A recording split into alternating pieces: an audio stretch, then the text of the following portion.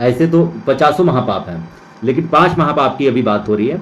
Worship act 1991, पूजा स्थल कानून, जो अभी अयोध्या वाला मामला जो चल रहा था, वो अभी भी ये सब कह रहे हैं कि मेरी सरकार आ जाएगी। जैसे मान चलो मौलाना मुलायम सिंह कटवा, जो जनरल डायर ने नहीं किया था जलियांवाला बाग में, चाहे जनरल वो जनरल का नाम सुना होगा, तो उसने उतना बड़ा कांड नहीं किया था जनरल डायर ने, जो कि ये मौलाना मुलायम सिंह ने किया, कि जो भी राम भक्त थे हमारे, उनके ऊपर जो है गोलियों से भुनवा दिया अगले ने।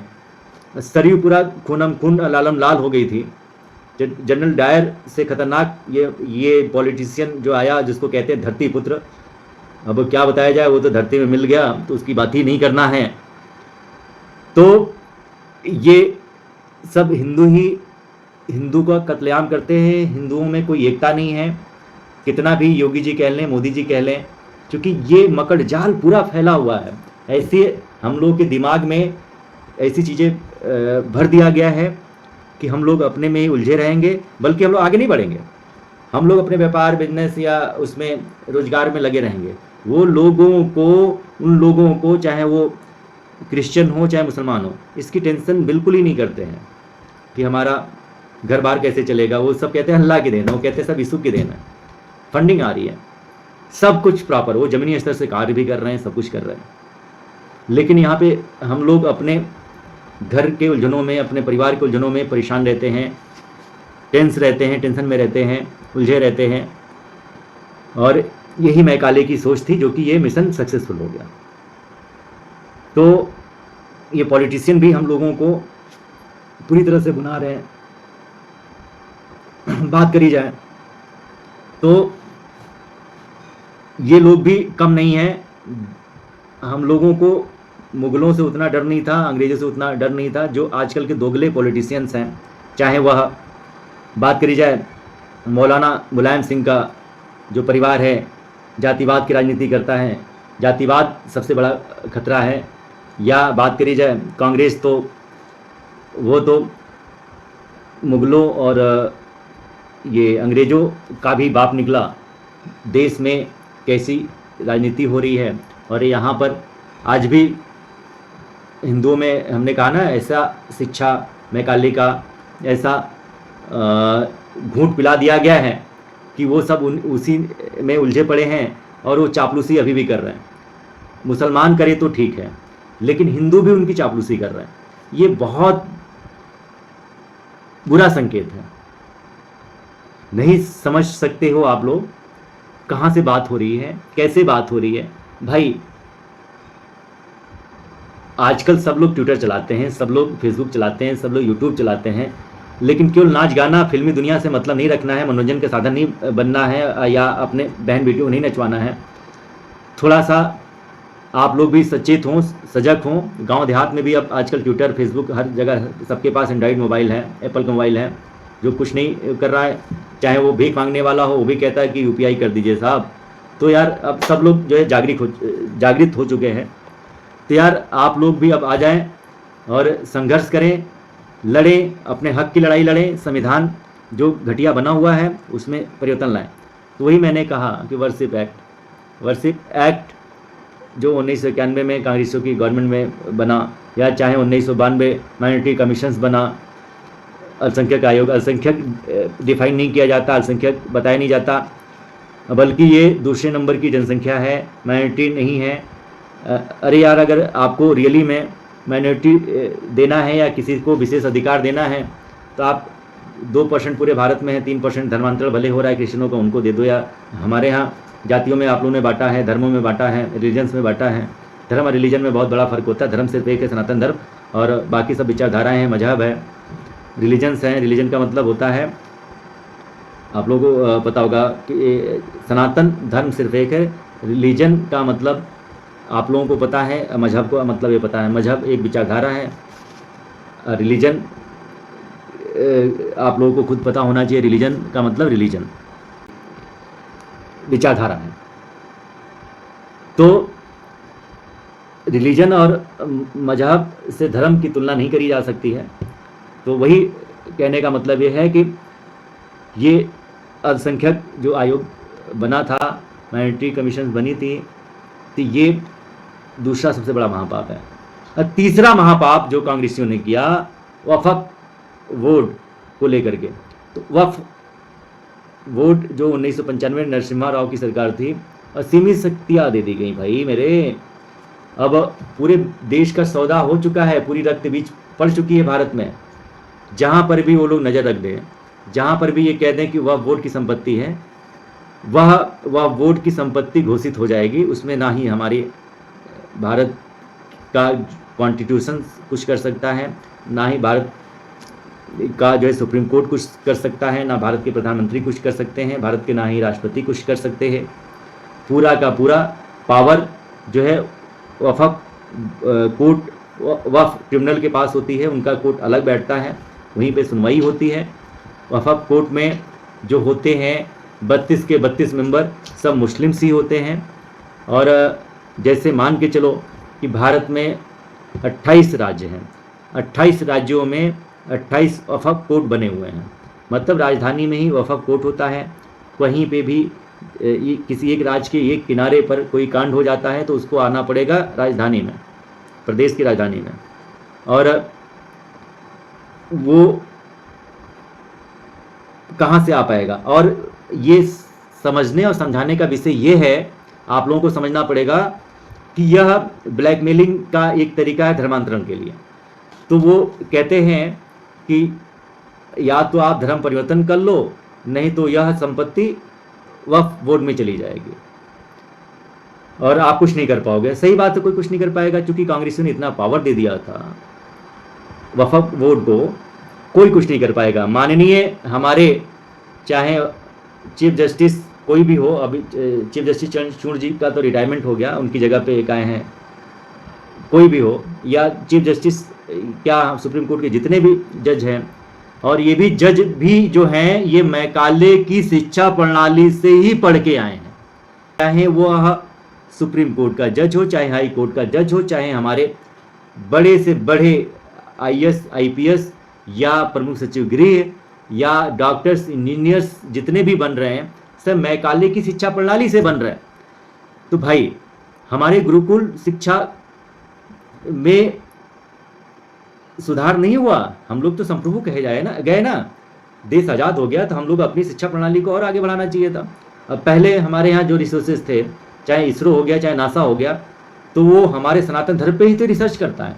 लेकिन यहाँ के जिनको भी लीडरशिप दी गई, चाहे हमारे धर्मगुरु देखा जाए तो इतने हैं, लेखक, पत्रकार, कलमकार, बुद्धिजीवी, शंकराचार्य, मठाधीश, वकील या नेता, भारत में सबसे ज़्यादा हैं। पूरे विश्व के अगर मिला लिया जाए सबसे ज़्यादा वकील, पत्रकार, नेता या डॉक्टर्स, इंजीनियर्स, साइंटिस्ट सब भारत में हैं। और जनसंख्या भी देखी जाए तो भारत की पूरे विश्व की बात करी जाए तो चाइना तो पहले नंबर पे था, लेकिन अब भारत तो चाइना का रिकॉर्ड भी तोड़ दिया। लेकिन चाइना ने समय रहते हुए अपने आप में सुधार लाया, कंट्रोल किया। वहाँ पर आप ना ही कोई मदरसा बना सकते हैं, ना ही मदरसा तालीम दे सकते हैं, ना ही मस्जिद बना सकते हैं जो बने हुए थे।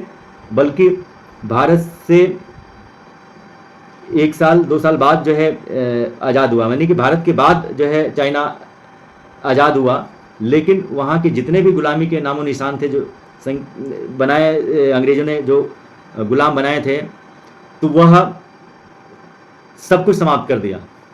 मुग़ल के नाम पर जो भी जितने भी रोड थे, या चाहे अंग्रेज़ों के नाम पे जितने भी चिन्ह थे, निशानियाँ थे, सबको ख़त्म कर दिया।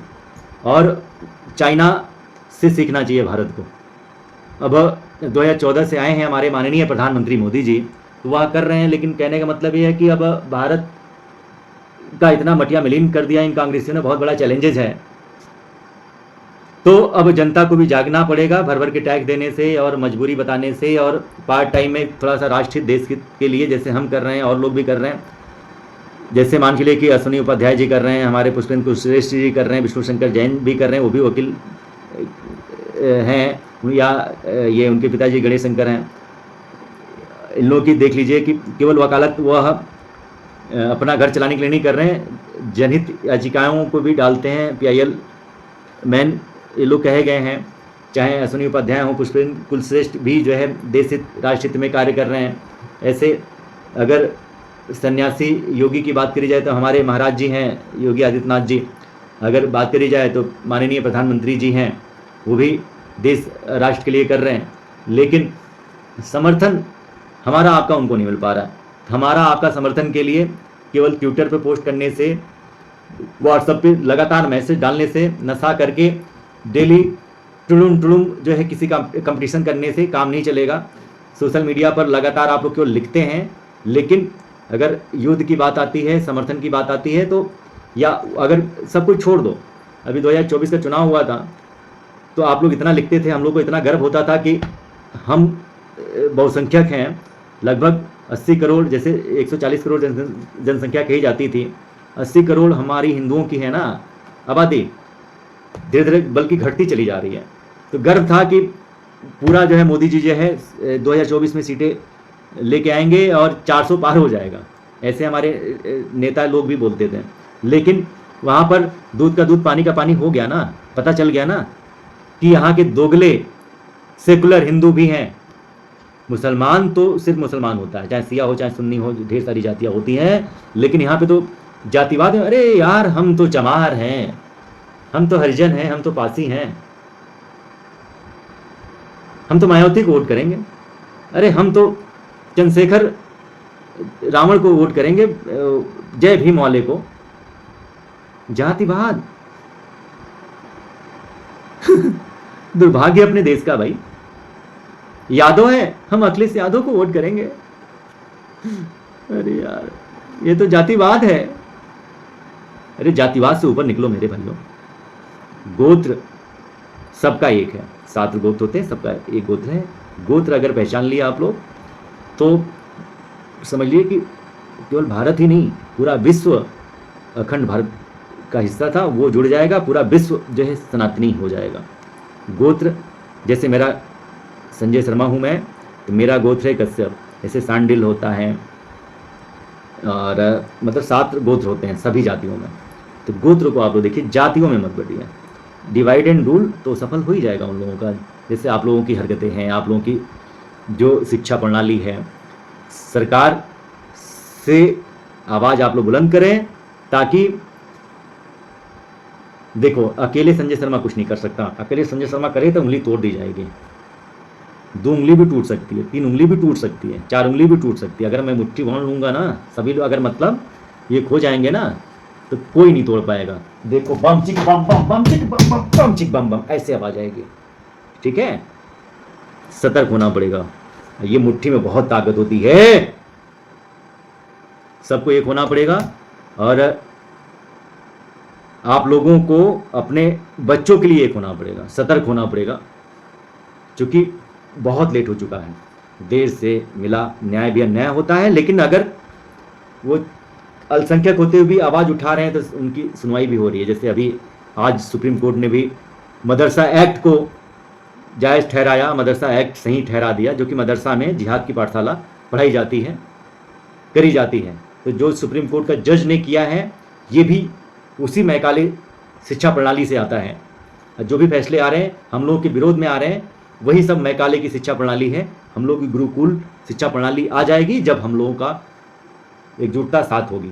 हमारा समर्थन करिए, या जो भी कर रहा है सनातन धर्म राष्ट्र के लिए, चाहे वह हमारे माननीय प्रधानमंत्री मोदी जी कर रहे हैं, या माननीय CM योगी आदित्यनाथ जी कर रहे हैं, या अमित शाह जी कर रहे हैं, या संजय शर्मा कर रहा है, या बात करी जाए अश्विनी उपाध्याय कर रहे हैं, पुष्पेंद्र कुलश्रेष्ठ कर रहे हैं, विष्णु शंकर जैन कर रहे हैं, गणेश शंकर जैन कर रहे हैं, ऐसे तमाम राष्ट्रवादी लोग हैं। आप लोग भी करिए, आप लोगों का भी समर्थन किया जाएगा। तो कहने का मतलब ये है कि आप लोग अभी एकजुट हों, समझें बूझें और करें। बहुत हो चुका, बहुत हो चुका, बहुत हम लोग सह चुके यार। कितना हम भाषण देंगे वीडियो में, कितना समझाएंगे आप लोगों को। लग जाओ राष्ट्र हित देश हित के लिए, अपने लिए नहीं सही, कम से कम अपने बच्चों के फ्यूचर के लिए, भविष्य के लिए। धर्मो रक्षति रक्षिता। और कहा गया है ना, जब हम लोग एक हो जाएंगे ना, तो हमारे प्रभु राम जी ने कहा था, श्री राम जी ने कहा था, भय भिन्न होए न प्रीति, जब वो उनको समुद्र का रास्ता नहीं दे रही थी लंका में जाने के लिए, उनकी बीवी को, सीता माँ को जब रावण ने हर ले गया था, तो रास्ता नहीं दिया था, तब तो भय दिखाया गया था, भय भिन्न होए न प्रीति। और वैसे ही सठे साठियम समाचरे, तो हमारे कृष्ण भगवान ने कहा था जैसे को तैसा। और जब अर्जुन थे, नहीं चला रहे थे तीर कमान, और भीष्म पितामह थे, कौरवों के ऊपर तमामों चीज़ें थी, तो उन्होंने कहा था, और हमारे तमामों लोगों ने बताया है, इतिहासकारों लोगों ने सब लिखा हुआ है। अब किनका किनका नाम लिया जाए, किनका किनका ना लिया जाए, समझाने के लिए इतना ही काफ़ी है। आप लोग सचेत हो, जगें। भारत माता की जय हो। वंदे मातरम। जय श्री राम।